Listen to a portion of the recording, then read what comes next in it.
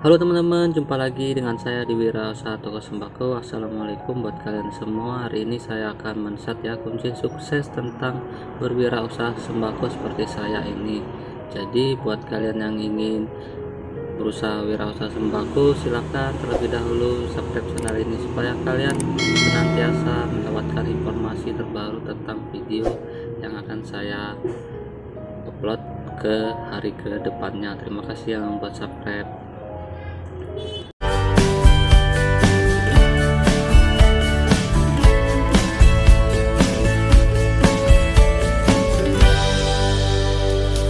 Oke teman-teman, jujur saja tentang usaha sembako ini tidak ada yang cepat ya teman-teman menuju kesuksesan. Yang pertama itu yang kalian lakukan adalah mencari sebanyak-banyaknya pengalaman wirausaha sembako. Misalnya kalian ingin membuka toko sembako seperti saya ini teman-teman. Dulunya saya ini hanya toko kelontong biasa ya, yang modalnya kecil, persaingannya besar, dan juga banyak sekali tantangan yang saya hadapi seperti sales-sales penipu, dan juga barang-barang yang saya beli ternyata tidak bisa saya jual dan akhirnya expired dan terbuang. Jadi kalian harus selektif dalam memilih barang-barang apa saja yang laku di daerah kalian sendiri, yaitu kuncinya kalian harus terlebih dahulu survei tempat ya, dimana kalian mendirikan usaha sembako itu. Usahakan carilah tempat yang strategis seperti tempat saya teman-teman, di pinggir jalan, dekat perumahan atau perkantoran atau usaha lainnya, dan juga sekolahan, kantor pemerintahan, dan juga kantor swasta dan lain sebagainya, dan juga dekat keramaian seperti pasar ya teman-teman. Jadi buat kalian yang akan buka usaha sembako, usahakan tempatnya itu layak untuk kalian jual sembako. Jadi yang saya bilang itu dekat keramaian ya teman-teman. Dan juga buat kalian surveilah tempat terlebih dahulu. Habis deh, setengah habis. Habis. Iya ya, ambillah di atas deh. Oke teman-teman, setelah kalian mendapatkan tempat yang strategis, kalian harus mensurvei barang apa saja yang laku di tempat kalian. Contohnya kalian harus pergi dahulu survei ke toko-toko sebelah yang ramai pelanggannya, terus barangnya banyak, dan juga tokonya yang paling besar. Jadi kalian bisa menjadikan toko tersebut sebagai pedoman untuk kalian buka usaha. Contohnya barang apa saja yang mereka jual, terus penempatan barangnya gimana, dan juga keuntungan yang mereka peroleh itu seperti apa. Jadi kalian wajib dahulu membeli beberapa barang dan juga mencontoh barang-barang apa saja yang mereka jual, dan juga cara mereka melayani pelanggan mereka bagaimana. Jadi buat kalian yang modalnya besar, modal kecil, maupun modal yang pas-pasan itu, kalian wajib untuk mensurvei dahulu, karena dengan mensurvei dahulu kalian tidak perlu lagi mengalami kerugian seperti barang yang tidak bisa dijual, barang expired, dan barang yang tidak laku ya teman-teman.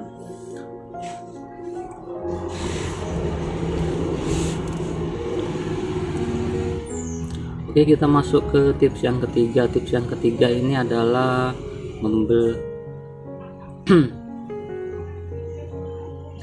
Oke, kita masuk ke tips yang ketiga. Tips yang ketiga ini adalah cara untuk bertahan ya teman-teman. Kalau toko baru itu pasti pelanggannya tidak ada. Jadi untuk pertama-tama carilah keuntungan yang sedikit-dikitnya, dan juga jualah barang-barang yang laris dan tingkatkan pelayanan, yaitu dengan cara membuka lebih awal dan tutup lebih akhir, dan menjual produk-produk lainnya seperti pulsa, token, dan lain sebagainya. Jadi kalian harus berinovasi untuk terus dapat bertahan. Karena apa teman-teman? Karena dalam usaha sembako ini persaingan itu yang sangat berat ya. Seperti toko saya ini, toko kecil ini dihimpit dengan beberapa toko besar, tapi karena pelayanan saya bagus, harga saya juga bagus, dan juga toko saya yang agak strategis itu membantu saya untuk bertahan dari himpitan toko-toko besar yang dengan modal yang banyak, terus fondasi yang kokoh, dan juga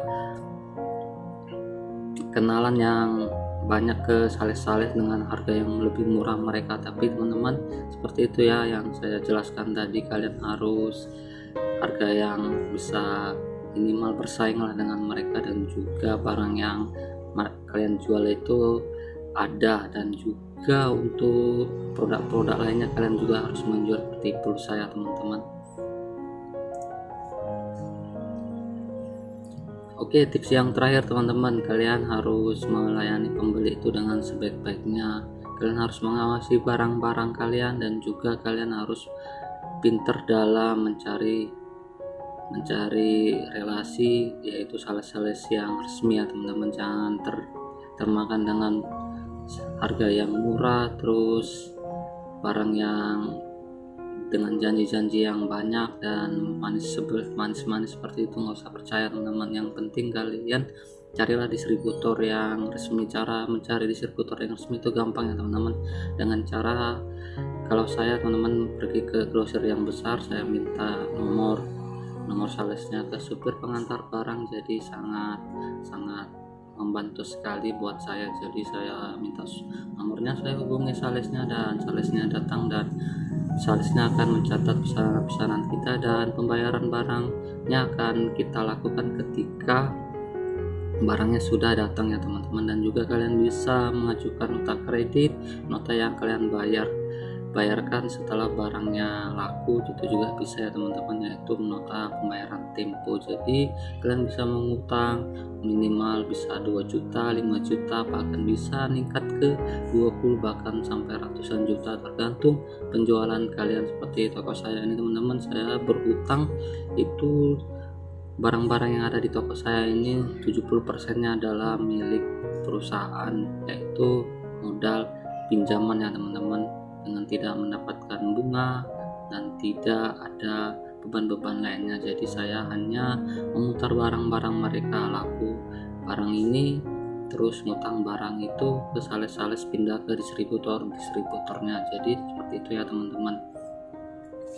Oke teman-teman, buat kalian jangan lupa juga untuk berdoa, senantiasa berdoa, dan juga sedekah ya ke orang-orang yang tidak mampu, supaya kalian mendapatkan rezeki yang lebih. Karena teman-teman, dengan cara kita memberi, kita akan diberi. Seperti itu ya teman-teman. Dan juga terima kasih udah menyaksikan video ini. Jangan lupa like dan subscribe channel ini. Terima kasih. Wassalamualaikum, kita jumpa di video selanjutnya. Dadah.